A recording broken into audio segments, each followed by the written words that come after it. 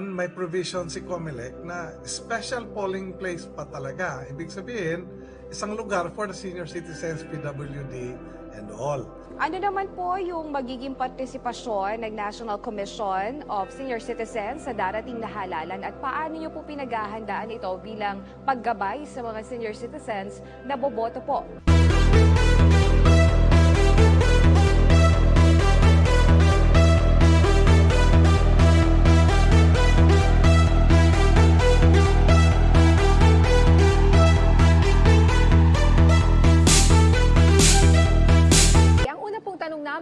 Sa nalalapit na barangay at SK election, ilang senior citizens po ang inaasahan ninyong boboto? Well, the records of COMELEC Niña is 11.6 million ang senior citizens. And I'd like to believe na may hindi pa narehistro dyan. So this is a significant number. What is the happy note is, nung previous election kasi, tinawagan natin ang COMELEC at ang attention nila over yung special polling precincts for the senior citizens and all. And nagpapasalamat tayo ngayon dahil talagang tinupad nila yung commitment nila na bigyang attention ng senior citizens. Of course, there are many things that we can still do for the senior citizens as they exercise the right to suffrage. Meron ba silang mga priority ba sila pagdating sa pila or kung saan boboto? Meron bang special na lugar para po sa ating mga senior citizen? Nung unang mga eleksyon niya, priority sila. Ngayon, may provision si COMELEC na special polling place pa talaga. Ibig sabihin, isang lugar for the senior citizens, PWD, and all. So, ibig sabihin talagang nabibigyan ng attention ng senior citizens. Ngunit, ang isang pinag-usapan namin with COMELEC, si Chairman George was also emphatic about it, is the possibility of an electronic voting. This is still a work in progress, and we'll be happy na magkaroon ng electronic voting yung senior citizens para yung hindi makakalakad, makakaboto pa rin.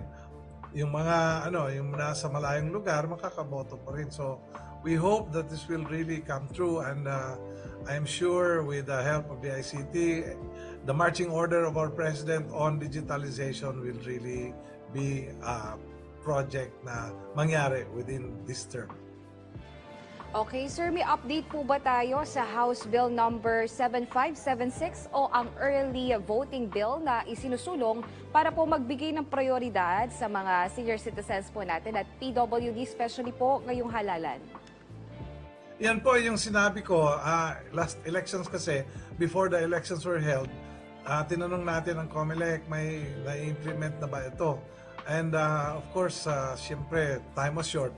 So ngayon sa barangay elections, talagang tinutupad na ng COMELEC, and so that's it. The update is really ini-implement na ng COMELEC, but we are looking forward to even better methods of the seniors being able to vote. Okay. Ano naman po yung magiging partisipasyon ng National Commission of Senior Citizens sa darating na halalan at paano nyo po pinaghahandaan ito bilang paggabay sa mga senior citizens na boboto po sa susunod na linggo na po? Well, actually, a lot of reminders as I moved around nang umikot ako. Makikita ko po yung mga senior citizens are excited also to have their voice heard. Isa sa mga pinag-usapan nga is kasama ba sila when the barangay shall have been established, the election shall have been done, kasama ba sila sa Barangay Development Council. So I think senior citizens will exercise their right of suffrage in a manner na talagang responsable, and I'm sure this will really redound to the benefit of not just the senior citizens, also their families and the senior citizens organizations. Okay, sir, sa ibang usapin naman po, ano po ba itong Senior Citizens Action for Development and Nation Building o SECADNA? Ano po ang layunin nito? Well, it's one program which tried to balance that the senior citizen hindi lang tumatanggap or taker. Ang senior citizen po ay nagbibigay and giver. So, ang nakikita natin, marami pa pong abilidad si senior citizen, and last Monday, nagkaroon tayo ng isang workshop for the SECAD na marami pong mga experts doon, may mga retired regional directors pa nga, yung mga galing sa DTI, galing sa Department of Labor, na ang pinag-usapan is Senior Citizens Action for Development and Nation Building, na kung saan we really want the senior citizens to still be more productive, and if government can give them the opportunity by allowing them to work, by allowing them to define and design enterprises, livelihood, and more importantly, yung development components. Ang isang example na pinag-usapan natin is, nung unang panahon, wala pong baha ang EDSA. Bakit kaya may baha ngayon? Baka makakatulong si senior citizen dito sa mga development issues.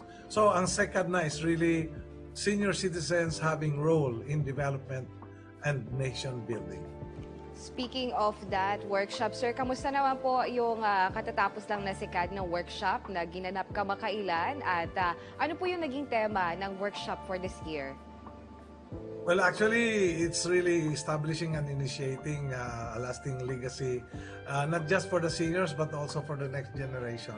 So, ang pinag-usapan doon is number one, isang programang na namungkahi doon is create core of volunteers where the seniors will now be allowed to volunteer not only sa barangay at munisipyo niya, but sa buong bansa.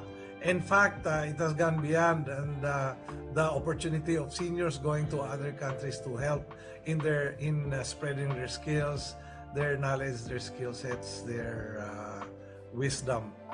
If you will notice, there are some embassies here and foreign governments na nagdadala ng experts nila ng mga seniors para tumulong sa Pilipinas. Maybe it's high time that we will also be able to organize our senior citizens para tumulong sa ibang bansa. We have so much to share, we have so much skill to give to other peoples. I hope that we will be able to pursue this, and I seek the support not just of media but all the sectors of society and government. Okay, ipinagdiwang po ang Elderly Week nitong Oktubre. Kumusta po ang naging pagdiriwang at mga aktibidad ng NCSC?